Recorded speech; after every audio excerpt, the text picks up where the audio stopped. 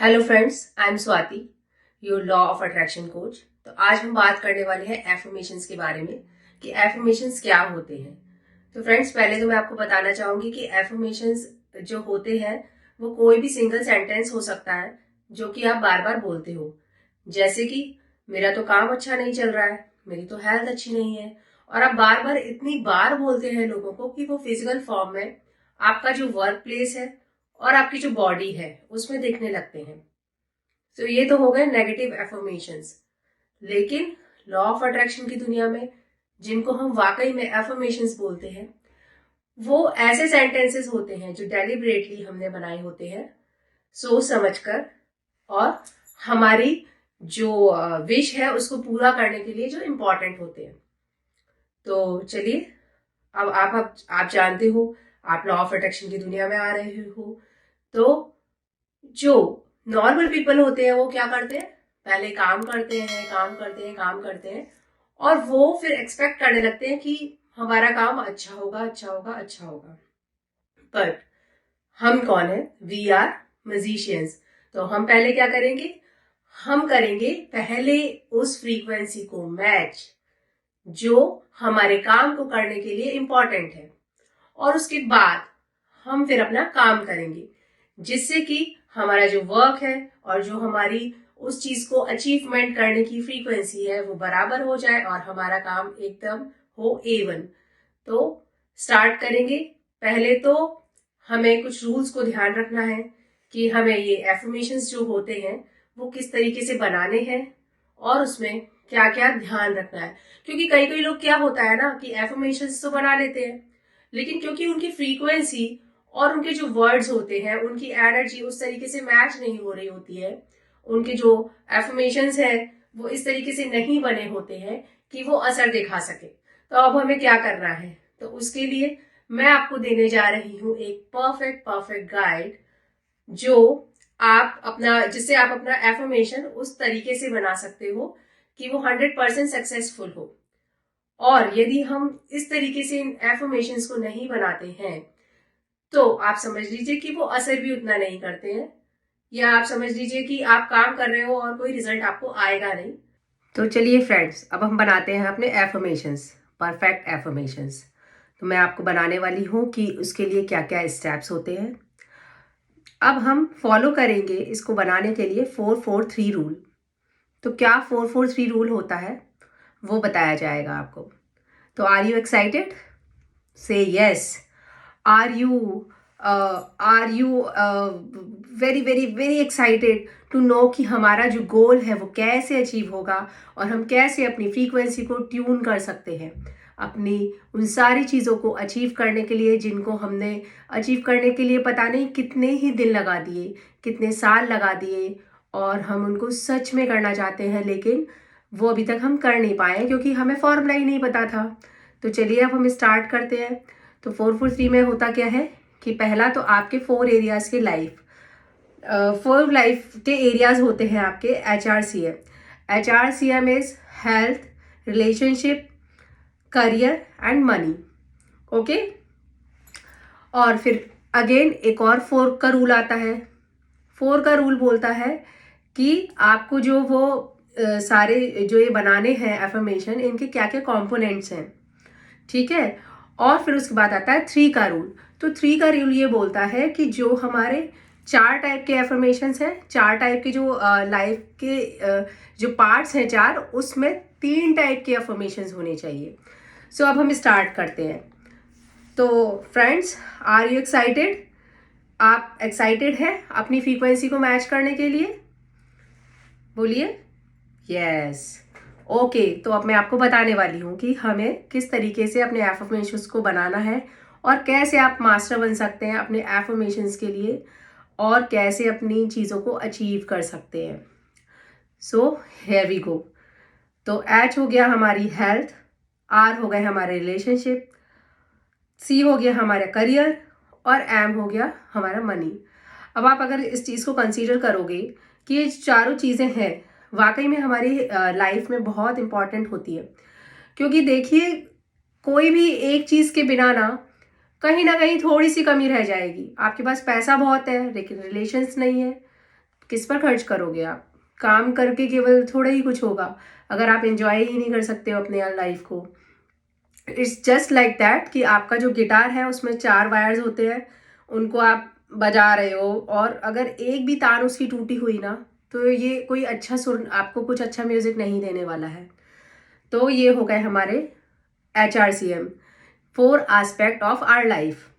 Okay, अब हो गया, उसमें हमको 4 कंपोनेंट्स डालने बहुत ज़रूरी है। तो 4 कंपोनेंट्स कौन से होते हैं? पहला, हमको जो अपना एफर्मेशन बनाना है वो प्रेजेंट टेंस में बनाना है और पॉजिटिव होना चाहिए। जैसे कि प्रेजेंट टेंस में और पॉजिटिव किस तरीके से कि जो हमारा काम हो गया है ना, वो तो हुआ ही पड़ा है। और वैसे भी मैं आपको बता दूं फ्रेंड्स, क्या होता है कि हमारी जो भी हम सोचते हैं, जहां तक हमारी सोच जा सकती है, मतलब वो चीज़ एस्ट्रली एग्जिस्ट करती है, बट उसको हमारे को मटीरियलाइज करने के लिए ना हमें उतनी अपनी फ्रीक्वेंसी लगानी होती है। जैसे ही हम उस फ्रीक्वेंसी में पहुंच जाएंगे वैसे वो आपकी चीज़ मटीरियलाइज होगी और आपके हाथ में आ जाएगी।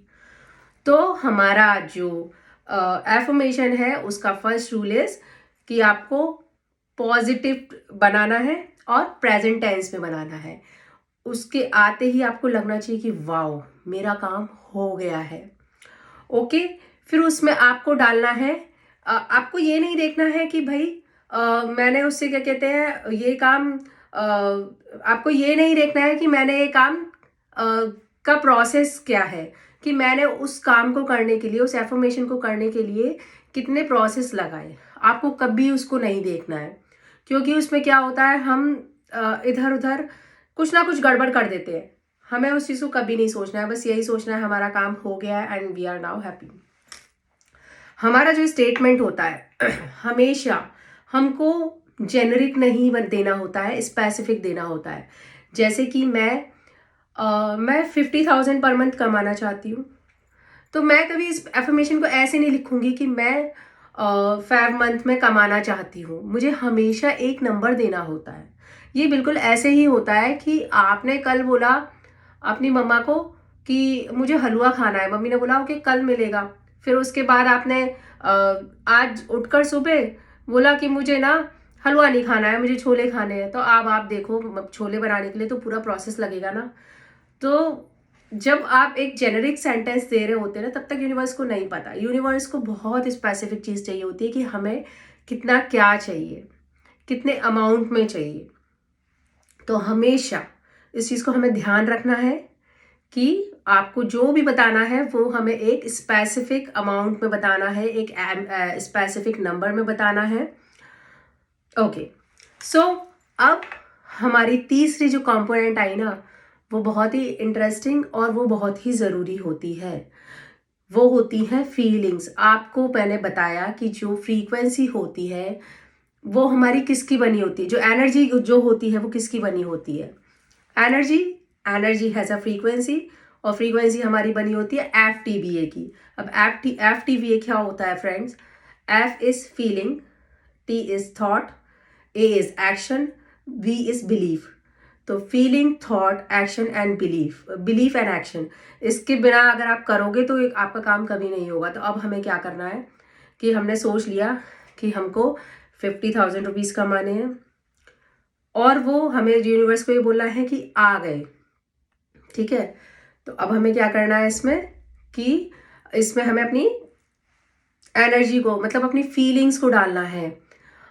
जब भी आप ये सोचो कि आपका एफर्मेशन पूरा बन गया है और नाउ आपको उस पल में जाना है अब, कि जब आप वहां पे चले जाओगे तो आपकी फीलिंग क्या होगी उस टाइम, आप कैसा महसूस करोगे।